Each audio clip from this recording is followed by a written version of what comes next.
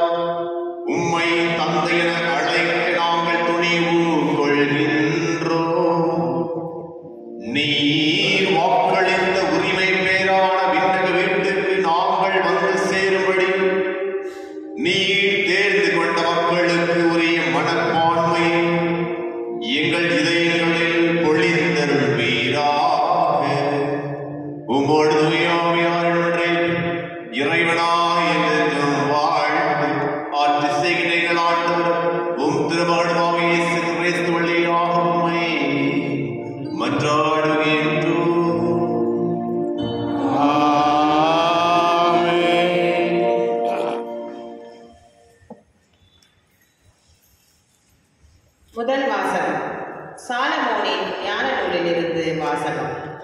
எகிப்து நாட்டில் தாங்கள் நம்பியிருந்த வாக்குறுதிகளை தெளிவாக அறிந்து அவற்றில் மகிழ்ந்திருக்கும்படி அந்த இரவு எங்கள் மூதாதையருக்கு முன்னறிவிக்கப்பட்டது.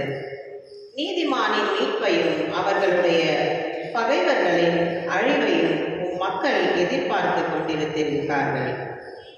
எங்கள் பகைவர்களை நீர் தண்டித்த அந்த ஒரே செயலால் உம்மிடம் எங்களை அழைத்து பெருமைப்படுத்தினீர். நல்லவர்களின் தூய மக்கள் மறைவாக பலி செலுத்தினார்கள். நன்மைகளையும் இடர்களையும் ஒன்று போல பகிர்ந்து கொள்வார்கள். என்றும் இறை சட்டத்திற்கு அவர்கள் ஒருமித்து உடன்பட்டார்கள். மூதாதையரின் புகழ் பாங்கலை அதே வேளையில் பாடி கொண்டாடினார்கள்.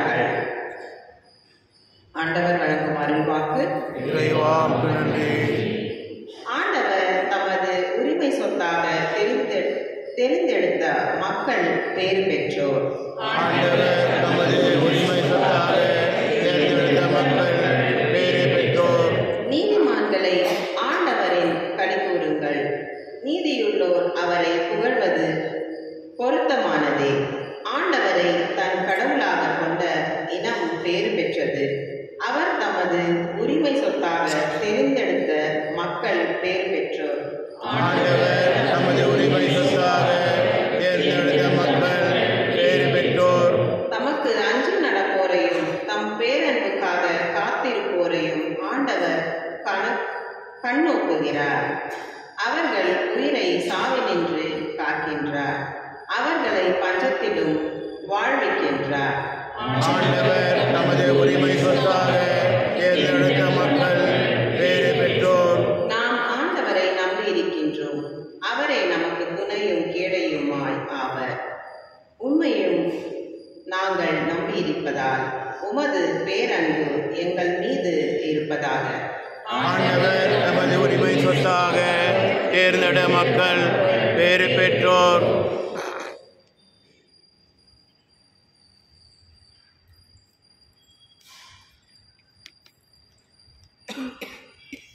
எபிரேயருக்கு எழுதப்பட்ட திருமுகத்திலிருந்து வாசகம். சகோதர சகோதரிகளே, நம்பிக்கை என்பது நாம் எதிர்நோக்கி இருப்பவை கிடைக்கும் என்ற உறுதி, கண்ணுக்கு புலப்படாதவை பற்றிய ஐயமற்ற நிலை. இந்த நம்பிக்கையால்தான் நம் மூதாதையர் நற்சான்று பெற்றனர். ஆபிரகாம் தாம் அழைக்கப்பட்ட போது கீழ்ப்படிந்து உரிமை பேராக பெறவிருந்த இடத்திற்கு சென்றதும் நம்பிக்கையினால்தான். தாம் எங்கே போக வேண்டும் என்று தெரியாதிருந்தும் அவர் புறப்பட்டு சென்றார். வாக்களிக்கப்பட்ட நாட்டில் அவர் குடியேறி ஓர் அந்நியரைப் போல் வாழ்ந்தது நம்பிக்கையினாலேயே. அதே வாக்குறுதிக்கு உடன் உரிமையாளர்களான ஈசாக்குடனும் யாக்கோப்புடனும் அவர் கூடாரங்களில் குடியிருந்தார். ஏனெனில் அவர் அசையாத அடித்தளமுள்ள ஒரு நகரை எதிர்நோக்கி இருந்தார். அதை திட்டமிட்டவரும் கட்டியவரும் கடவுளே. ஆபிரகாம் வயது முதியவராயும் சாரா கருவுற இயலாதவராயும் இருந்த போதிலும் அது ஒரு தந்தை ஆவதற்கான ஆற்றல் பெற்றதும் நம்பிக்கையினால்தான். ஏனெனில் வாக்களித்தவர் நம்பிக்கைக்குரியவர் என அவர் கருதினார். இவ்வாறு உயிரற்றவர் போல் இருந்த இந்த ஒருவரிடமிருந்து வானத்தில் உள்ள திரளான விண்மீன்களைப் போலவும் கடற்கரையில் உள்ள எண்ணிறந்த மணலைப் போலவும் கணக்கற்ற மக்கள் பிறந்தனர். இவர்கள் எல்லாம் நம்பிக்கை கொண்டவர்களாய் இறந்தார்கள். வாக்களிக்கப்பட்டவற்றை அவர்கள் பெறவில்லை எனினும் தொலைவில் அவற்றை கண்டு மகிழ்ந்தார்கள். இவ்வுலகில் தாங்கள் அந்நியர் என்பதையும் தற்காலிக குடிகள் என்பதையும் ஏற்றுக்கொண்டார்கள். இவ்வாறு ஏற்றுக்கொள்வோர் தம்முடைய தாய் நாட்டை தேடி செல்வோர் என்பது தெளிவு. தாங்கள் விட்டு வந்த நாட்டை அவர்கள் நினைத்து கொண்டிருக்கவில்லை. அப்படி நினைத்திருந்தால் திரும்பிச் செல்ல அவர்களுக்கு வாய்ப்பு கிடைத்திருக்கும். ஆனால் அவர்கள் சிறப்பான ஒரு நாட்டை, அதாவது விண்ணக நாட்டையே நாடுகிறார்கள். அதனால் தான் கடவுளும் தம்மை அவருடைய கடவுள் என்றும் அழைத்துக் கொள்ள வெட்கப்படவில்லை. அவர்களுக்கென ஒரு நகரை ஆயத்தப்படுத்தியுள்ளார். ஆபிரகாம் சோதிக்கப்பட்ட போது ஈசாக்கை பலியிட துணிந்தது நம்பிக்கையினால்தான். ஈசாக்கின் மூலமே உன் வழிமரபு விளங்கும் என்ற வாக்குறுதியை அவர் பெற்றிருந்த போதிலும் அவர் தம் ஒரே மகனை பலியிட முன்வந்தார். ஏனெனில் இருந்தோரை கடவுள் உயிரோடு எழுப்ப வல்லவர் என்பதை அவர் உணர்ந்திருந்தார். எனவே அவர் தம் மகனை மீண்டும் பெற்றுக்கொண்டார். பின்பு நடக்க இருந்ததற்கு இது ஓர் அறிகுறி. ஆண்டவர் வழங்கும் அழ்வாக்கு. இறைவாக்கு நன்றி. மனதிற்கும்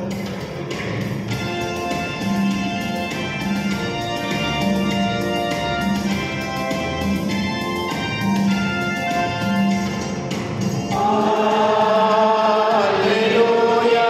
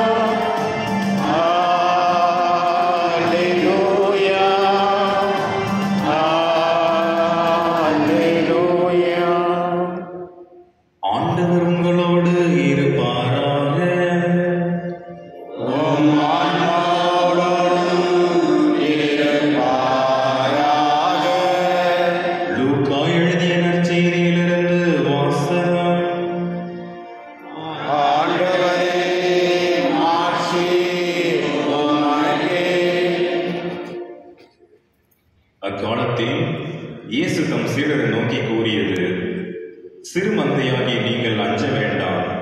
உங்கள் தந்தை உங்களை தம் ஆட்சிக்கு உட்படுத்த திருவுளம் கொண்டுள்ளார். உங்களுடைய உடைமைகளை பெற்று தர்மம் செய்யுங்கள். இற்று போகாத பணப்பைகளையும் விண்ணுலகில் குறையாத செல்வத்தையும் தேடிக்கொள்ளுங்கள். அங்கே திருடன் நெருங்குவதில்லை, பூச்சியும் மறிப்பதில்லை. உங்கள் செல்வம் எங்கு உள்ளதோ அங்கே உங்கள் உள்ளமும் இருக்கும். உங்கள் இடையை வரிந்து கட்டிக்கொள்ளுங்கள். விளக்குகளும் எரிந்து கொண்டிருக்கட்டும். திருமண விருந்திற்கு போயிருந்த தம் தலைவர் திரும்பி வந்து தட்டும்போது உடனே அவருக்கு கதவை திறக்க காத்திருக்கும் பணியாளருக்கு ஒப்பாயிருங்கள். தலைவர் வந்து பார்க்கும்போது விழித்திருக்கும் பணியாளர் பேறு பெற்றவர்கள். அவர் தம் இடையை வரிந்து கட்டிக்கொண்டு அவர்களை பந்தியில் அமர செய்து அவர்களிடம் வந்து பணிவிடை செய்வார் என உறுதியாக உங்களுக்கு சொல்கிறேன். தலைவர் இரவின் 2ஆம் காவல் வேளையில் வந்தாலும் 3ஆம் காவல் வேளையில் வந்தாலும் அவர்கள் விழிப்பாய் இருப்பதை காண்பாரானால் அவர்கள் வேறு பெற்றவர்கள்.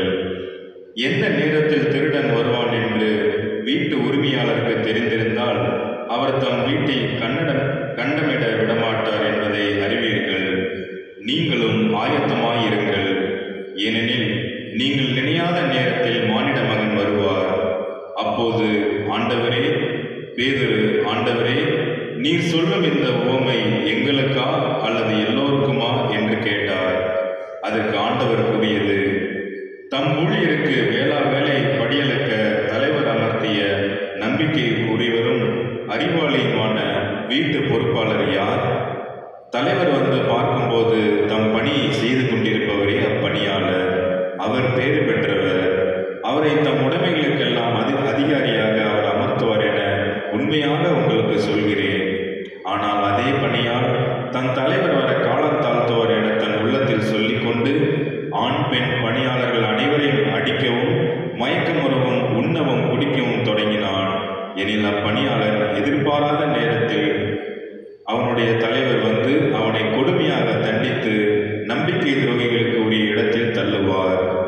தன் தலைவர் விருப்பத்தை அறிந்திருந்தும் ஆயத்தமின்றியும் அவர் விருப்பப்படி செயல்படாமலும் இருக்கும் பணியாளர் நன்றாய் அடிபடுவான்.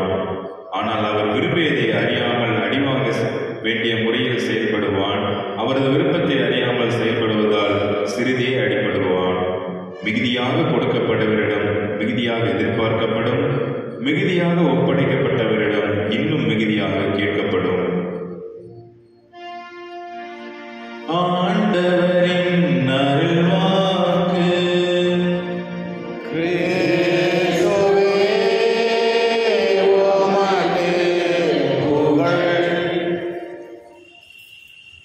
ஒரு பெரிய பணக்காரர் ஒருவர் வாழ்வின் யதார்த்தத்தை புரிந்து கொள்ள வேண்டும் என்பதற்காக ஒரு ஞானியிடம் சென்றாராம். அவர்கிட்ட கேட்டாரு, குருவே, எனக்கு வாழ்க்கையுடைய அர்த்தத்தை சொல்லுங்க, நான் வாழ்க்கையுடைய யதார்த்தத்தையும் வாழ்க்கையுடைய தத்துவத்தையும் புரிஞ்சுக்கணும்னு சொல்லி கேட்டாராம். அவர் சொல்றதுக்கு பதிலாக அந்த பணக்காரர்கிட்ட ஒரு கிஃப்ட் பாக்ஸ் கொடுத்தாராம். அந்த கிஃப்ட் பாக்ஸை வாங்கி பார்த்துட்டு ஓப்பன் பண்ணி பார்த்தா உள்ள ஒரு சின்ன குண்டூசி இருந்துச்சான். அவர் கேட்டாரா, நான் கேட்டது வாழ்க்கையுடைய யதார்த்தம் வாழ்க்கையுடைய அர்த்தத்தை தானே கேட்டேன், நீங்க என்ன குண்டூசி கொடுக்குறீங்கன்னு கேட்டாரா. அதுக்கு அந்த ஞானி சொன்னாலாம், எப்படியும் நீ இறந்து போயிடுவேன், நானும் இறந்து போயிடுவேன். ஆனா நான் விண்ணுலகில் இருப்பேன், நீயும் விண்ணுலகுக்கு வருவ. ஆனா வரும்போது என்ன பண்ணு, அந்த குண்டூசியை கொண்டு வந்து என்ன போயிடுன்னு சொன்னாராம். இவரும் சரிட்டு ஆசையை வாங்கி பாக்கில போட்டு வந்துட்டாராம். ஆனா வரவழியில் தான் தெரிஞ்சுதான் அவரால் அந்த குண்டூசியை விண்ணகத்துக்கு எடுத்துட்டு போக முடியாது.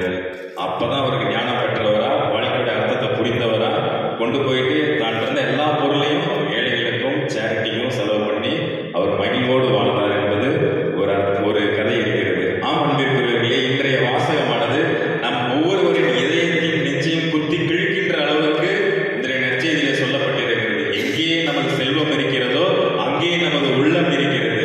எங்கே நமது செல்வம் இருக்கிறது என்று நாம் நினைத்து பார்க்க இன்று நாம் அழைக்கப்பட்டிருக்கிறோம். பணத்திலா, பதவியிலா, பொருளிலா, பேராசையிலா அல்லது தற்பெருமையிலா நமது செல்வம் இருக்கிறது, அல்லது அன்பு, அமைதி, சமாதானம், மகிழ்ச்சி போன்ற நற்செய்தி வழியாக உள்ள இதன் அர்த்தத்திலாம் நமது செல்வங்கள் இருக்கிறது என்று நாம் அழைக்கப்பட்டிருக்கிறோம். நாம் ஒவ்வொருவருமே விண்ணகத்தில் செல்வத்தை சேர்த்து வைக்க அழைக்கப்பட்டிருக்கிறோம். அதை தான் என்று இயேசு கூறி, நீங்கள் விண்ணகத்தில் சேர்த்து வச்சீங்கன்னா அந்த செல்வம் அழியாது. மண்ணுலகத்தில் சேர்த்து வச்சிருக்க செல்வம் கண்டிப்பா அழிஞ்சு போயிடும். அதுக்காக மண்ணுலகத்தில் அந்த செல்வம் சேர்த்து வைக்க கூடாதா? அப்படி சொல்லுதா நம்ம பைபிள்? இல்ல, போதிய அளவுக்கு நம்ம சேர்த்து வச்சுக்கலாம், நமக்கு தேவையான அளவுக்கு நம்ம சேர்த்து வச்சுக்கலாம். அதான் பழமொழியே சொல்லுது, தனக்கு போகத்தான் தானமும் தர்மமும். நமக்கு போதிய அளவுக்கு சேர்த்து வச்சுக்கலாம், மீதி இருக்கிறத நம்ம என்ன பண்ணலாம்? தர்மம் பண்ணலாம். அதை தான் இந்த நற்செய்தியை சார்ந்த நம்ம கூறுகிறார். விண்ணகத்தில் எப்படி நம்ம செல்வத்தை சேர்த்து வைக்கிறது? அதுக்கு நம்ம என்ன பண்ணலாம்? எல்லாருமே நம்ம ஒரு அக்கௌண்ட் ஓப்பன் பண்ணணும். எங்க ஓப்பன் பண்ணோம்? விண்ணகத்தில் ஓப்பன் பண்ணோம். நம்ம எப்படி பேங்க் அக்கௌண்ட் ஓப்பன் பண்ணிருக்கோம், அது மாதிரி விண்ணகத்திலே நம்ம ஒரு பேங்க் அக்கௌண்ட் ஓப்பன் பண்ணோம். ஆனா நம்ம நார்மலான அக்கௌண்ட் கிடையாது, சேவிங்ஸ் அக்கௌண்ட் கிடையாது. அது வந்து ஒரு டெபாசிட் அக்கௌண்ட். அந்த டெபாசிட் அக்கௌண்ட்ல நம்ம ஒரேடியா பணத்தை போட முடியாது. நம்ம வந்து அன்பு, அமைதி, பொறுமை, பிறரன்பு, அதாவது தன்னடக்கம், நற்செயல், இந்த மாதிரி பணத்தை நம்ம அந்த டெபாசிட்ல சேர்த்து வைக்கிறோம். எப்படி டெபாசிட்ல சேர்த்து வச்சா என்ன ஆகும்? கண்டிப்பா இன்ட்ரெஸ்ட் வரும். நம்மளுடைய நற்செயல்கள், நம்ம என்னென்ன நற்செயல்கள் இந்த உலகத்துல செய்யறோமோ எல்லா நற்செயலுமே அங்கே என்ன ஆகும்? இன்ட்ரெஸ்டா ஏறிக்கிட்டே இருக்கும். அப்ப குறிப்பிட்ட காலத்துக்கு நம்ம என்ன பண்ணுவோம்? இன்ட்ரெஸ்ட் எடுத்துருவோம். எப்படி அந்த இன்ட்ரெஸ்ட் எடுப்போம்? நம்மளே சொல்லுவோம் சில டைம்ல, எனக்கு தெரியலப்பா, கடவுள் தான் இந்த நன்மை எனக்கு செஞ்சாரு, எனக்கு தெரியலப்பா, உண்மையிலுமே ஆண்டவரால் தான் நடந்துச்சு அப்படி சொல்லி நம்மள அறியாமலே நம்ம ஒரு சில நேரங்களில் சொல்லுவோம். கடவுள் கொடுக்குற இன்ட்ரெஸ்ட் தான், நம்ம விண்ணகத்தில் சேர்த்து வைக்கிற அந்த ஃபிக்ஸ்ட் டெபாசிட்டோட இன்ட்ரெஸ்ட் தான் நமக்கு நடக்கிற எல்லா நற்செயல்களும். ஆம் அன்பிற்குரியவர்களே, நாம் ஒவ்வொருவரும் தன்னை இழந்து பிறரன்பில் நாம் நீடித்து வாழ, பிறருக்கு நாம் உதவ, பிறரில் நாம் செல்வம் சேர்க்கவும், விண்ணகத்தில் நாம் சொத்துக்களை சேர்த்து வைக்கவும் இன்றைய நற்செய்தி இயேசு கிறிஸ்து நம்ம ஒவ்வொருவரையுமே அழைக்கின்றார். சில நேரங்கள்ல நம்ம கிட்ட இருக்கிறத வச்சு நம்ம எல்லாத்தையுமே அச்சீவ் பண்ணிடலாம் சொல்லி நினைப்போம். அதே மென்டாலிட்டி வந்து இஸ்ரேல் மக்கள்கிட்டே இருந்துச்சு. அவர்கள் அடிமைகளா இருந்தாங்க எகிப்துல. பார்வோன் மன்னன் அடிமைத்தனத்தில் இருந்து அவர்கள் விடுதலை பெற்று வந்தார்கள். ஆனா அவங்கள்ட்ட நிறைய செல்வங்கள் வச்சிருந்தாங்க, நிறைய வந்து சில்வரும் நிறைய கோல்டு எல்லாமே வச்சிருந்தாங்க. அவங்க ஒரு குறிப்பிட்ட காலகட்டத்துக்கு அப்புறம் பாத்தீங்கன்னா அவங்க ஒரு கோல்டு காஃப் செஞ்சு ஒரு தங்க சிற்பம் செஞ்சு வழிபட ஆரம்பிச்சாங்க. அதையும் கடவுள் தண்டிச்சாரு. ஆனா கடவுள் வந்து ஒரு விஷயம் சொல்லிட்டாரு.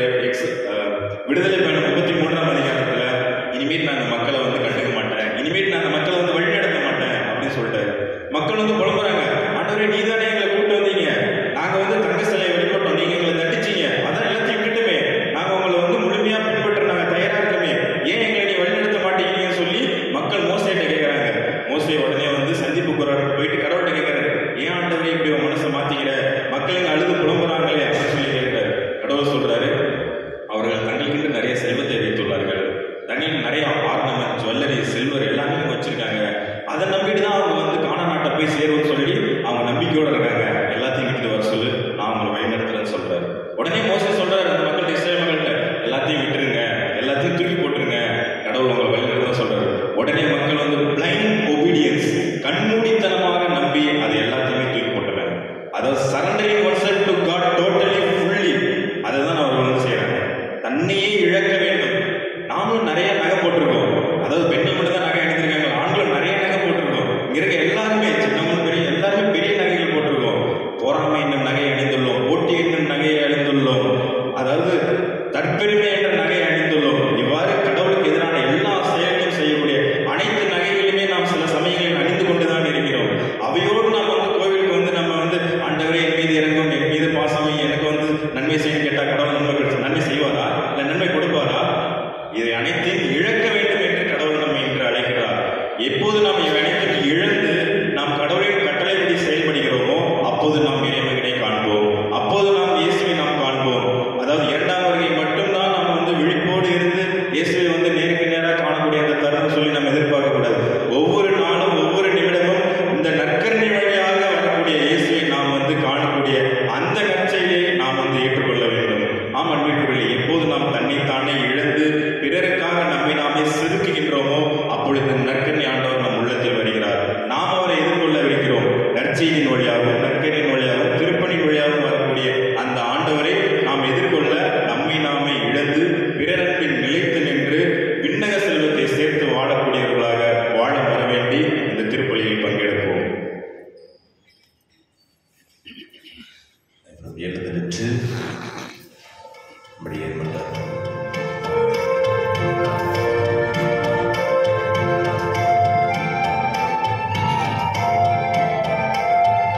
விண்ணையும் மண்ணையும் படைத்தவராம் கடவுள் ஒருவர் இருக்கின்றார்.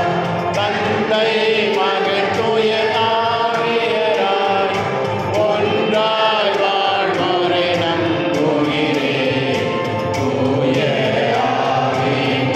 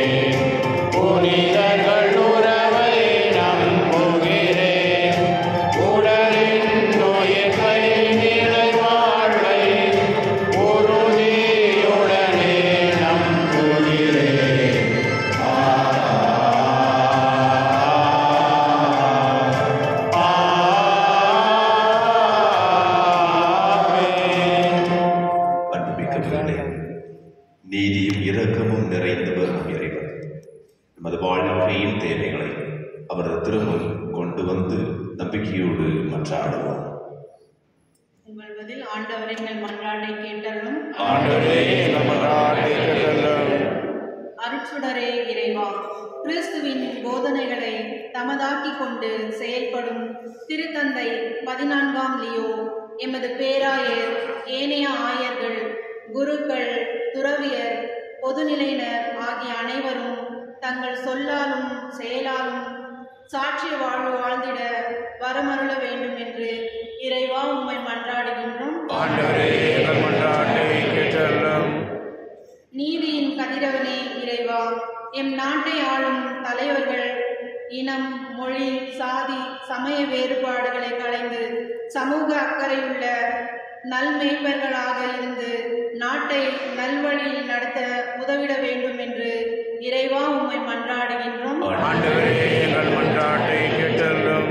படைப்பின் நாயகனே இறைவா, இவ்வுலகில் நிலவும் தீவிரவாதம், சாதி மத வேறுபாடுகளால் ஏற்படும் அச்சுறுத்தல்கள் ஆகியவற்றால் வாழ்வை இழந்து தவிக்கும் மக்களின் துயரினை போக்கி அனைவரும் அமைதியுடன் வாழ செய்திட வேண்டும் என்று இறைவா உம்மை மன்றாடுகின்றோம். ஏழைகளே நீங்கள் பேறு பெற்றோர்கள் என்று கூறிய எம் இறைவா, விதவைகள், அனாதைகள், கைவிடப்பட்டோர், வறுமையில் வாடுவோர் ஆகிய அனைவரும் வாழ்வு பெற உம் உதவிகரம் நீட்டி அவர்களை ஆதரிக்க வேண்டும் என்று இறைவா உம்மை மன்றாடுகின்றோம். எங்கள் மன்றாட்டை கேட்டருளும். மௌனமாக மன்றாடுவோம். சிறப்பாக குடும்பத்தில் சந்தேகம் என்கின்ற நோயினாலும் பிரிந்து கிடக்கின்ற குடும்பத்திற்காக ஜெபிப்போம். இறைவன் தாமே ஒருவருக்கொருவர் முழுமையாக நம்பிக்கை வைத்து மனம் திரும்பி சமாதானத்தோடும் ஒற்றுமையோடும் வாழக்கூடிய ஆற்றலை குடும்பத்தில் இவன் கொடுக்க வேண்டுவதற்காக சிறப்பாக ஜெபிப்போம். எங்கள் புகலிடமும் பலமும் ஆடைவா, நாங்களும் திருமணம் கொண்டு வந்துள்ள இம்மன்றாட்டுகளுக்கு கனிவுடன் செவி சாய்த்தருளும். உமது உண்மையுள்ள பணியாளர்களாக, விழிப்புள்ள பணியாளர்களாக நாங்கள் என்றும் வாழ எங்கள் ஒவ்வொருவருக்கும் அருள் தாரும். எங்கள் ஆண்டவராகிய கிறிஸ்து வழியாக உம்மை மன்றாடுகின்றோம். ஆமென்.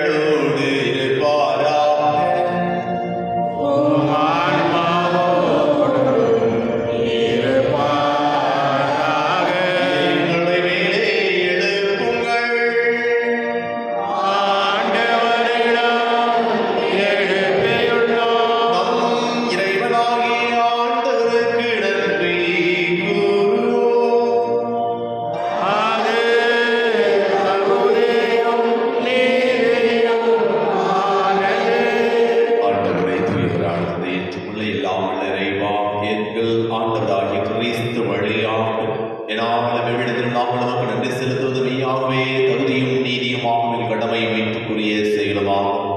தவறிழைத்த எங்கள் மீது கிறிஸ்து இரக்கம் கொண்டு கன்னி மரியாதையிடம் இரக்கத்தில் உள்ளவானார். சிலுவையில் பாடுபட்டு முடிவில்லா சாவிலிருந்து எங்கள் ஒவ்வொருவரையும் விடுவித்தார். இறந்தோரிடமிருந்து உயிர்த்தெழுந்து நிலை வாழ்வை எங்களுக்கு அருளினார். ஆகவே வானந்தம் முதன்மை வானத்தோடு அரியணையில் அமர்வோர் தலைமை தாங்குவோரோடும் வான்படைகளின் அணிகள் அனைத்தோடும் சேர்ந்து நான் உமது ஆட்சியை புகழ்ந்து பாடி முடிவின்றி சொல்வதாவது: தூயவர் தூயவர் தூயவர், வான்படைகளின் கடவுளாம் ஆண்டவர். விண்ணகமும் மண்ணகமும் உமது ஆட்சியால் நிறைந்துள்ளன. உன்னதங்களிலே ஒசானா. ஆண்டவர் பெயரால் வருகிறவர் ஆசீர்வதித்தவர். உன்னதங்களிலே ஒசானா. ஆண்டவரே மெய்யாகவே தூயவர், தூய்மை அனைத்திற்கு முற்று. ஆகவே உம்முடைய ஆவியை அமைதியின் வாழைக்கு உண்மை தூய்மைப்படுத்த வேண்டுகின்றோம். இவ்வாறு ஆண்டவர் இயேசு கிறிஸ்துவின் உடலும் இரத்தமாக எங்களுக்கு வைமாறுவதாக அவர் பாடுபட உள்ளம் கணித தம்மை கையளித்த போது அப்பத்தை எடுத்து நன்றி செலுத்தி அதை பிட்டு தம் சீடர்களுக்கு அளித்து கூறியதாவது: அனைவரும் இதிலிருந்து பெற்று கொள்ளுங்கள், ஏனெனில் இது உங்களுக்காக கையளிக்கப்படும் என் உடல்.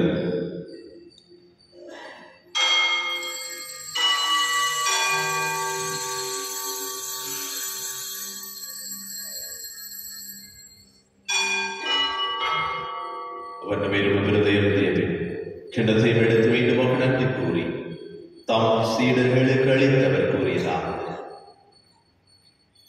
அனைவரும் இதிலிருந்து பெற்று பருகுங்கள், ஏனெனில் இது புதிய நிலையான உடன்படிக்கைக்குரிய ரத்தத்தின் கிண்ணம்.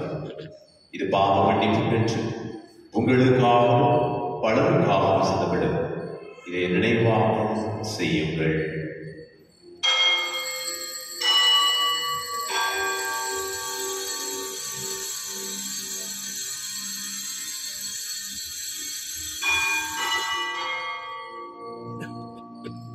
நம்பிக்கையின் மறை பொருள்.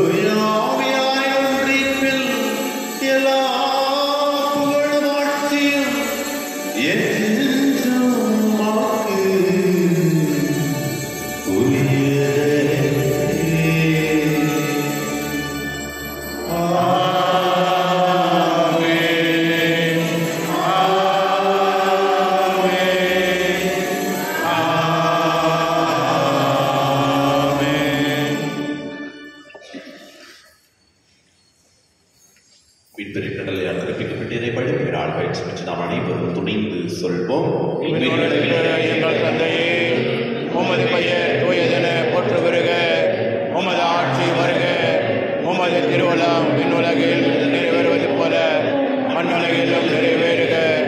எங்கள் அன்றாட உணவை இன்று எங்களுக்கு தாரும். எங்களுக்கு எதிராக குற்றம் செய்வோரை நாங்கள் மன்னிப்பது போல எங்கள் குற்றங்களை மன்னியும். எங்களை சோதனைக்கு உட்படுத்தாதையும், தீமையில் எங்களை விடுவித்தள்ளும். ஆண்டவரே, தீமை நினைத்து நடந்த எங்களை விடுவித்து எங்கள் வாழ்நாளில் அமைதியை கனிவுடன் மன்றாடுகின்றோம். உமது இரக்கத்தின் உதவியால் நாங்கள் பாவத்திலிருந்து எப்போதும் விடுதலை பெற்று யாதொரு கள்ளக்கமும் என்று நலமாயிருக்குமாக நாங்கள் எதிர்நோக்கிருக்கும் பேரின்பத்திற்காகவும் எமீட்பராக இயேசு கிறிஸ்துவின் வருகைக்காகவும் காத்திருக்கின்றோம். ஏனெனில் ஆட்சியும் வல்லமையும் ஆட்சியும் என்றென்றும் உமது. ஆண்டவரே இயேசு கிறிஸ்துவே, அமைதியை உங்களுக்கு விட்டு செல்லுகின்றேன், என் அமைதியை உங்களுக்கு அளிக்கின்றேன் என்று திருத்தூதர்களுக்கு மொழிந்தீரே. எங்கள் பாவங்களை பாராமல் உமது திரு அவையின் நம்பிக்கையை நோக்கி உமது திருவுள்ளத்திற்கு ஏற்ப அதற்கு அமைதியையும் ஒற்றுமையையும் அளித்திருக்கிறாங்க என்றென்று வாழ்ந்து ஆட்சி செய்கின்றவர் நீரே. ஆமென். ஆண்டவருடைய அமைதி உங்களோடு என்று விரைப்பதா ஓம் ஆன்மாவோடும் இருப்பதாக. ஒருவருக்கொருவர் அமைதியை பகிர்ந்து கொள்வோம்.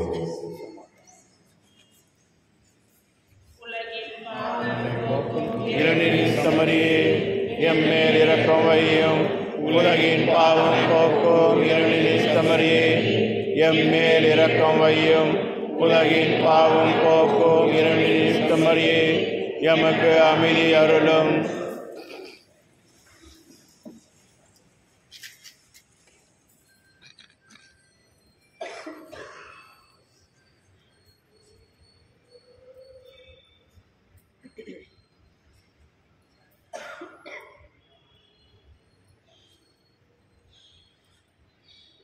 இதோ இறைவனின் செம்மறி, இவரையே நாம் முழு மனதோடு இவர் மீது நம்பிக்கை கொண்டிருக்க நாம் அனைவரும் அழைக்கப்பட்டவர். இதோ உலகின் பாவங்களை போக்குவர் செம்மறியிலிருந்து அழைக்கப்பட்ட நாம் அனைவரும் பெயர் பெற்றோர். ஆண்டவரே, நான் தகுதியற்றவன், ஆனால்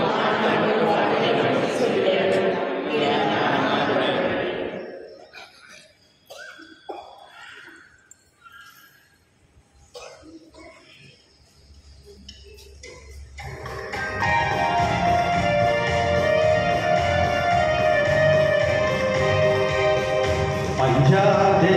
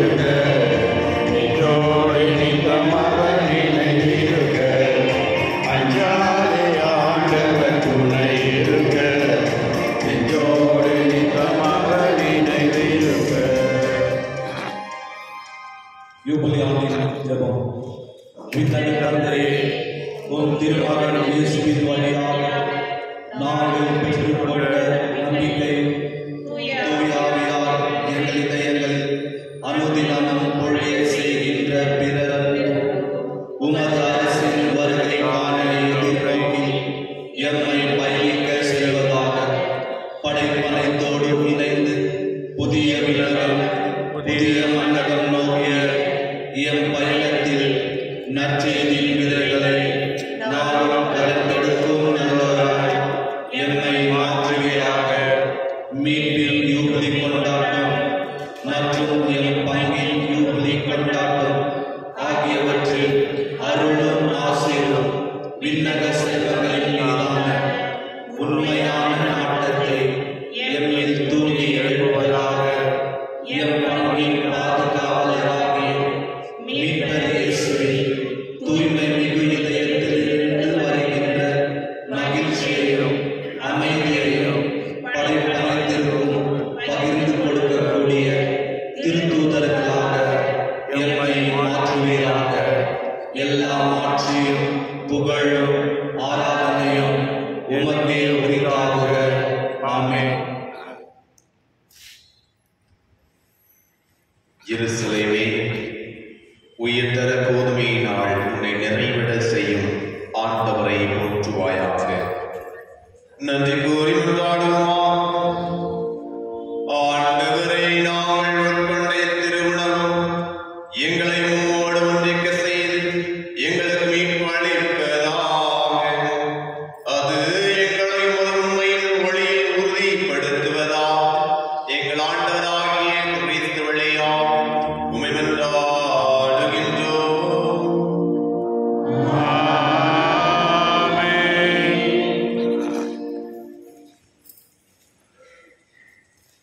குட் மார்னிங். சாதாரண காலத்தின் 19வது ஞாயிறு வழக்கம் போல திருப்பிள்ளைகளுக்கு வந்து ஞானோபதேசம் இருக்கும்.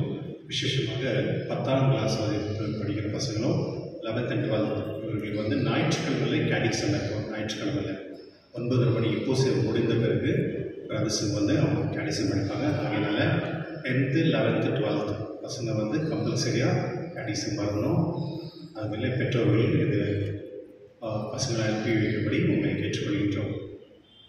இந்த வாரத்தில் திருநாட்கள் திங்கட்கிழமை சென்ட் கிளாரா அசிசி, செவ்வாய்க்கிழமை சென்ட் ஜேன் பிரான்சிஸ், வெட்னஸ்டே ஓஷியன், தேர்ஸ்டே மேக்ஸ்மில்லன் கோல்பே உடைய திருவிழா. ஆகஸ்ட் 15ஆம் தேதி solemnity of Assumption blessed Virgin Mary அன்று நம்முடைய நாட்டில் சுதந்திரம் கிடைத்த நாள். அதில் 2 விழாக்கள் இருக்குது. ஆனால் அந்த நாள் வந்து யூஸ்வலாக மற்ற பேரிஷ்லாம் வந்து சண்டே லிட்டர்ஜி மாதிரி தான் இருக்கும். அதாவது ஞாயிற்றுக்கிழமைய திருப்பலி தான் இருக்கும். ஆனால் இங்கே வந்து அந்த வெள்ளிக்கிழமை வரதுனால அந்த வெள்ளிக்கிழமைய திருப்பலிகள் நடக்கின்றது. அடுத்த ஞாயிற்றுக்கிழமை 14ஆம் தேதி நைசியர் கிரீட் சண்டே வச்சுருவாங்க. நைசியர் கிரீடுனா நம்ம வந்து பிரசங்கம் முடிச்சிட்ட பிறகு விசுவாசம் பண்ணுறோம்ல, விசுவாசம் பண்ணல தானே, விசுவாசம் பண்ணுறாட்டு அந்த நாளுடைய திருவிழா அன்று அன்றைக்கி வந்து நிறைய பேருக்கு அந்த விசுவாச பிரமாணம் வந்து புதுசாக இருக்கிறது வந்து தெரியாது. அதனால் அன்றைக்கி வந்து நீங்கள் புக்குங்க ஏதாவது இருந்துச்சுன்னா நீங்கள் கொண்டு வரலாம், இல்லை நாங்களே பிரிண்ட் பண்ணி கொடுப்போம். அன்று வந்து விசேஷமாக அதுக்காக முக்கியத்துவம் கொடுக்கப்படுகின்றது. நான் ஏற்கனவே சொன்ன மாதிரி இந்த பயஸ் அசோசியேஷன்ஸ் லீடர்ஸுக்கு வந்து உங்கள் குரூப்பில் இருக்கிற கோயர் மெம்பர் ஆகட்டும், Legion of Mary, Vincent de Paul, youth யார் இருந்தாலும் இந்த ஃபார்ம்ஸை எடுத்துகிட்டு ஃபில் பண்ணணும். அது வந்து கடைசி நாள் வந்து அடுத்த வாரம் ஞாயிற்றுக்கிழமை கடைசி நாள்.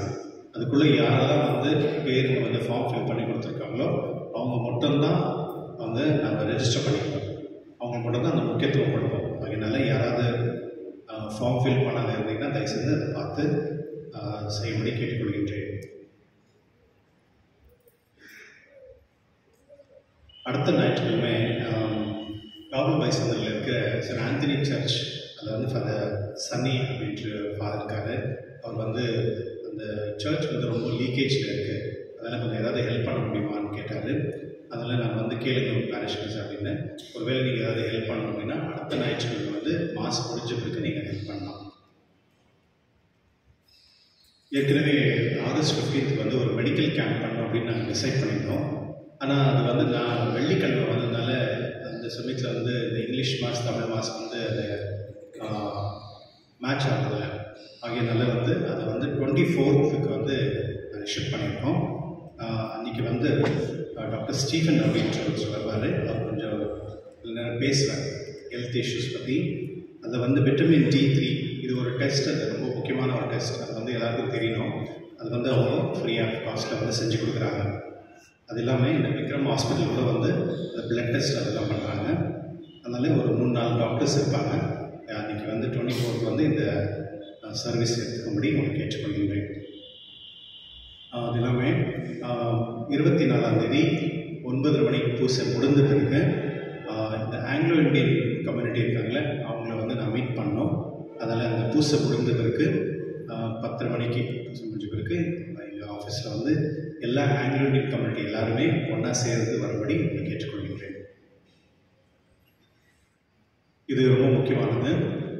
சில நேரத்தில் வந்து இந்த மேரேஜ் ப்ரப்போசல் வரும் பொழுது சில நேரத்தில் வந்து 1 மாதத்துக்கு முன்னே 1.5 மாதத்துக்கு முன்னே அப்படிலாம் வராங்க. அது அப்படி இருக்கக்கூடாது. நீங்கள் வந்து மேரேஜ் ப்ரப்போசல் வந்து அப்பா அம்மா அதாவது பிள்ளைங்களுக்கு சரிங்க அப்படின்னு சொன்னீங்கன்னா 3 மாதத்துக்கு முன்னே வந்து பங்கு தந்தையர்களை நீங்கள் பார்க்க வேண்டும் கம்பல்சரி. ஏன்னா அதில் வந்து அந்த ப்ரிப்பரேஷனுக்கு வந்து எங்களுக்கு 3 மாதம் ஆகுது. 1.5 மாதம் வந்து நாங்களே ப்ரிப்பேர் பண்ணோம். அதாகிட்டு பிறகு பிஷப் ஹவுஸ் வரணும். அதாகிட்டு பிறகு அவங்களுக்கு வந்து நிறைய பேப்பர் ஒர்க்கெல்லாம் இருக்குது. அதனால அது கண்டிப்பாக வந்து 3 மாதம் மினிமம் ஆகும். அதனால 3 மாதத்துக்கு முன்னே நீங்கள் வந்து நம்மள்ட்டு நான் ஹால் புக் பண்ணிட்டேன், நான் இங்கே பே பண்ணிட்டேன், அதனால் எனக்கு வந்து கொடுங்க அப்படின்னு வந்து லாஸ்ட் மந்த்தில் கேட்கக்கூடாது. அதனால தயவுசெய்து பெற்றோர்களின் கவனத்தில் வைத்துக் கொள்ளுங்கள். இந்த வாரத்துடைய அன்பியங்கள் இன்று ஞாயிற்றுக்கிழமை 4:30 மணிக்கு ரஃபேல் ஜோன் ஜேவியர் லேவட்டையும், 14ஆம் தேதி 6 மணிக்கு saint John zone cement line, 16ஆம் தேதி 6 மணிக்கு saint Joseph zone 4 Nissan house மற்றும் அடுத்த ஞாயிற்றுக்கிழமை 5 மணிக்கு சென்ட் மார்த்தா, 6 மணிக்கு சென்ட் மைக்கேல் ஆஸ்டின் டவுனுக்கு அன்பியம் நடக்கப்பெறுகின்றது. அதனால எந்தெல்லாம் அன்பியத்துக்கு நீங்கள் வரீங்களோ அந்த தயவுசெய்து எல்லா குடும்பத்தினரும் நீங்கள் வந்து மாதத்துக்கு 1 நாள் அங்கே கேதர் ஆகும். இப்போ எப்படி நம்ம கோயிலுக்காக நம்ம வரோம் இல்லையா, வாரம் வரோம், சில இடத்துல தினிக்க சில பேர் வருவாங்க. அன்பியம் வந்து அது கூட ஒரு திருவழி தான். அதனால மாதத்தில் 1 நாள் அந்த அன்பியத்துக்கு வந்து அந்த ஏரியாவில் இருக்க எல்லாருமே ஒன்றா சேரணும். இன் ஃபியூச்சர் வந்து யார் வந்து அன்பியத்துக்கு வராங்களோ அவங்களுக்கு தான் டிஸ்கவுண்ட் கிடைக்கும். ஏதாவது நீங்கள் கேட்டீங்கன்னா ஏதாவது ஹெல்ப் வேணாலும் கூட நீங்கள் அன்பியத்தில் இருந்தால் மட்டும் தான் உங்களுக்கு. அது எல்லாமே ஆனிமேட்டர் அப்படின்னு இருப்பாங்க, அன்பியத்தில் இன்சார்ஜ் இருப்பாங்களே அவங்கள வந்து நீங்கள் கன்சல்ட், அவங்கள ஏதாவது பேப்டிசமோ ஏதாவது சாக்ரமெண்ட்ஸ் வேணும்னா அவங்க மூலியமாக தான் நீங்கள் என்னை வந்து பார்க்கணும். ஏன் இது அப்படின்னு சொன்னால் நம்ம வந்து அன்பியம் பண்ணும்பொழுது நம்ம நிறைய விஷயம் வந்து கற்றுக்குவோம். இன்றைக்கி வந்து நம்ம திருச்சபையில் வந்து 1.5 லட்சம் ஜனங்க வந்து நம்முடைய கத்தோலிக்க திருச்சபை விட்டு போயிருக்காங்க. இந்த 15 வருஷத்தில் நிறைய ப்ராட்டஸ்டன்ஸ் அங்கே இங்கெல்லாம் வந்து நிறைய பேருக்கு எதுக்கு மாதா இருக்கிறாங்க, எதுக்கு இது சுருகம் இருக்குன்னு தெரியாது. இதெல்லாம் வந்து நீங்கள் பாருங்கள், இப்போ நான் இங்கே பேசுவேன் திருவள்ளியில், நீங்கள் யாரும் என்ன கேள்வி கேட்க முடியாது. ஆனால் அந்த லிட்டரேச்சர். ஆனால் நீங்கள் அன்பியத்தில் இருக்கும் பொழுது நீங்கள் நிறைய டிஸ்கஷன் பண்ணலாம், நிறைய கேள்விகள் கேட்கலாம், நிறைய வந்து புரிதல் இருக்கலாம். புரியாமல் விஷயங்களெல்லாம் நம்ம கற்றுக்கும் பொழுது அது ஒரு நம்மளுக்கு ஒரு கம்யூனிட்டியை ஸ்ட்ராங்காக இருக்கும். அதனால அன்பியத்துக்கு முக்கியத்துவம் கொடுக்கணும். அன்பியம் இல்லாமல் திருச்சபையே இல்லவே இல்லை. முதல் திருச்சபை தொடங்குறது வந்து அன்பியத்து மூலமாக தான். அதனால இந்த அன்பியத்தில் நீங்கள் எல்லாரும் பகிர்ந்து கொள்ளும்படி எல்லாரும் சேரும்படி உங்களை கேட்டுக்கொள்கின்றேன். கடந்த வாரத்துடைய காணிக்கை மொத்தம் 67,500 ரூபாய். அனைவருக்கும் நன்றி.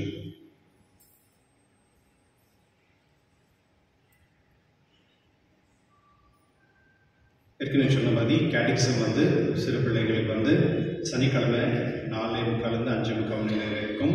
அதாவது 10, 11, 12 படிக்கிற பிள்ளைங்களுக்கு வந்து ஞாயிற்றுக்கிழமையில் வந்து 9 மணி திருப்பலி ஆன பிறகு இருக்கும். தயவுசெய்து ஒரு பிள்ளைகளை அனுப்பி கொள்ளும்படி கேட்டுக்கொள்கிறேன். நன்றி.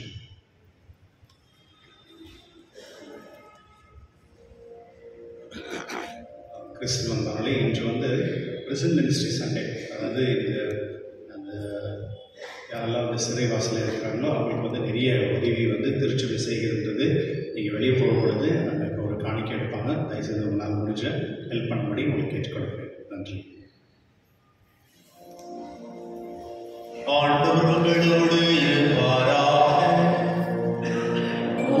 ஆன்மாவோடும் இருப்பாராக. எல்லாம் வல்ல இறைவன், தந்தை, மகன், தூய ஆவியார் உங்களையும் உங்கள் குடும்பத்தையும் உங்கள் பிள்ளைகளையும் ஆசீர்வதிப்பாராக.